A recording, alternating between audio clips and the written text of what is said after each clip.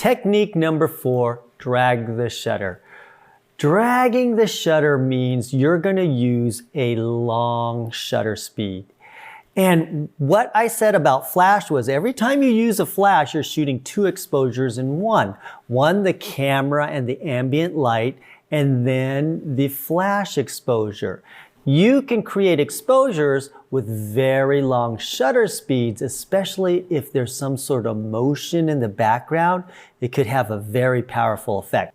Let's look at this photo, and you can see my settings. I'm shooting a 24mm lens. I'm at 1/4 of a second.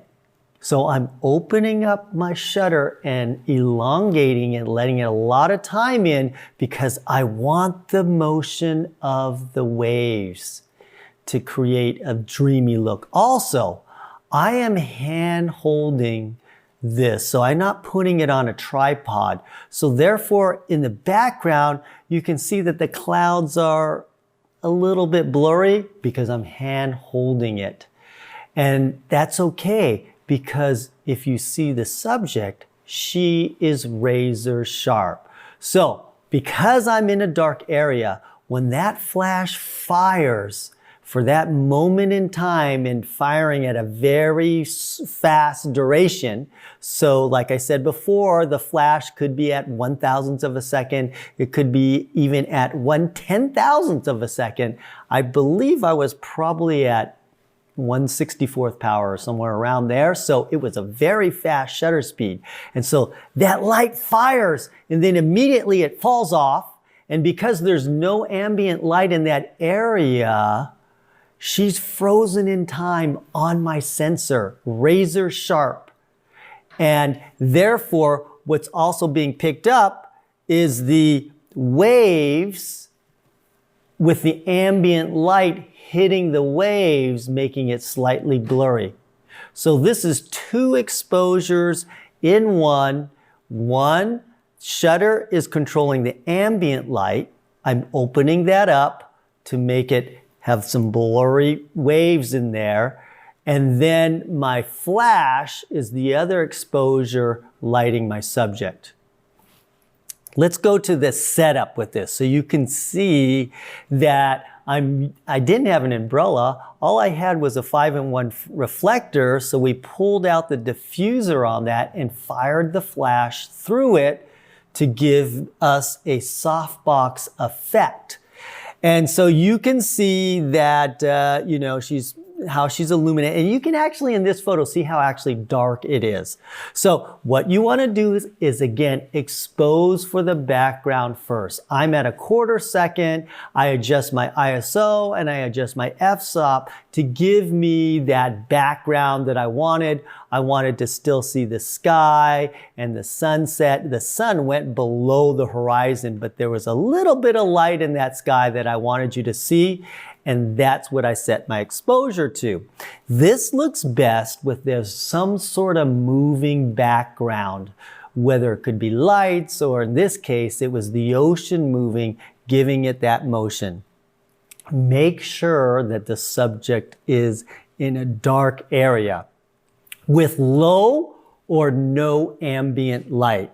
And then you add your flash to taste. So you set your background first. Your subject's in a very dark area. You might not be able to see your subject and you might have to have somebody hold an iPhone next to her so you can focus, or turn a video light on briefly so you can focus and then turn it off. So that's the only issue, is focusing in the dark, but often I just use an iPhone, or a lot of times I have a little flashlight or video light that I shine on the subject and that I focus. Now you gotta turn that off or else it's gonna totally affect the exposure. So remember to turn that light off and just use it for focusing purposes. And then you add your flash. If it's too strong, you reduce the flash power. If it's not strong enough, you make it stronger. And I told you there was 4 ways to do that. Whatever way, I like using distance because it's easy. Let's look at the next photo and revisit that photo that I said in the beginning.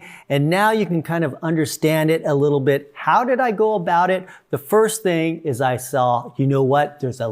Even though the sun went below the horizon and there's just a little bit light in the sky with some clouds in it that look interesting. And so I set my exposure to get that. And so I was at 1/6 of a second, f8 at ISO 200 in order for you to see those clouds. The subject, on the other hand, was in a completely dark area. So you wouldn't even be able to see her even when I'm at 1/6 of a second. So what did I use to illuminate her? I had my flash. I remember this precisely. I had my flash at 1/16 power to light her up, and you can see the little frozen in time beads of water because the flash fired on and off real fast. And when that light, that flash duration no longer lit the scene, even though those beads are falling down, there's no light to illuminate it, so you can't see it. And so that freezes in time. If you are getting a blurry shot when you're using flash, what is the reason? The reason is there's too much ambient light in your setting. So for example, let's say that there was a lot of ambient light in this shot. You would fire your flash goes off, so there's no more flash. But as that bead of water is going down, there's a lot of ambient light hitting it and registering it in your camera, and your camera can see it because there's a lot of ambient light. So if you want your subject razor sharp, you have to make sure your subject is in an area where there is no ambient light. It's like they're in darkness. And then you can use this technique to make sure that now your flash is acting like your shutter speed and not your camera. I'm going to show you a situation where you can have the same lighting situation, but completely two different effects by simply changing your shutter. Let's look at this first picture. I wanted to kind of create a silhouette shot and just get some nice rim light. So I had two side lights slightly behind the subjects. And I took this photo at f13, ISO 400, and I had it at 1/160th of a second. So keeping things relatively razor sharp. And a different effect where I'm raising my shutter and limiting the ambient light in. I am going to take this next photo. It is the exact same lighting situation, but instead of 1/60th of a second, I am going to put my shutter at 1.3 seconds, and I'm hand holding this. I'm not using a tripod. I'm kneeling down, resting the camera on my leg and firing it, but I'm not using a tripod. So let's go to the next photo, and you can see it has quite a different look.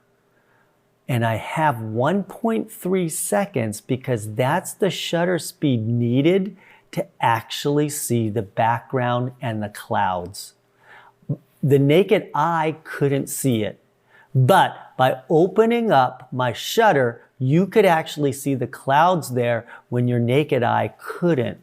So this is a cool effect to do, and just to prove it that this subject is razor sharp, this next slide shows a close-up of her profile, and you can see that it's razor sharp even at 1.3 seconds. It's because she was in a completely dark area with no ambient light, and so therefore the flash acts as your shutter, or the flash duration, I should say, acts as your shutter.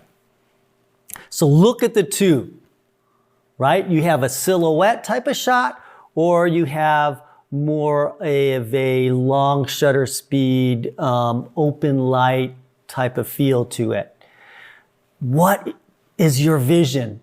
Do you understand these flash techniques so you can express your vision and create totally different looks by just adjusting your shutter speed? Understanding flash is very powerful because you can get a wide range of effects. Whether if you want to drag your shutter or make it faster, can completely change the look of the photo, even with the same lighting situation. Now let's do something drastic. This next photo, I didn't even use a trigger, if you can believe that. How did I do this? So let's go actually to the setup on the next slide.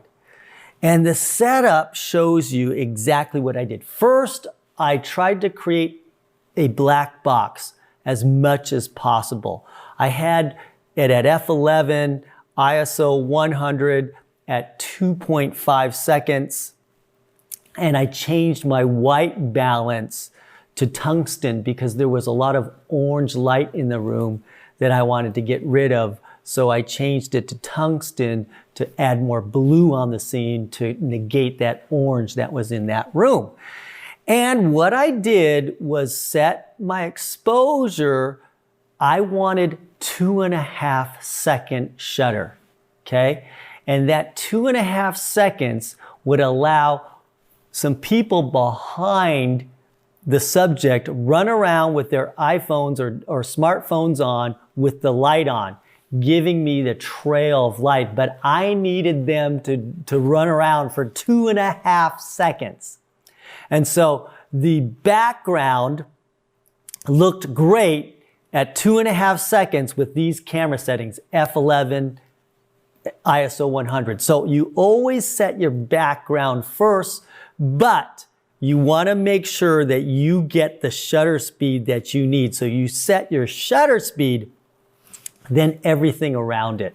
So in this case, I set my shutter speed. I need 2.5 seconds. Set it at 2.5 seconds. And then what made the room look how I wanted it to look was f11 and ISO 100. Then what did I do?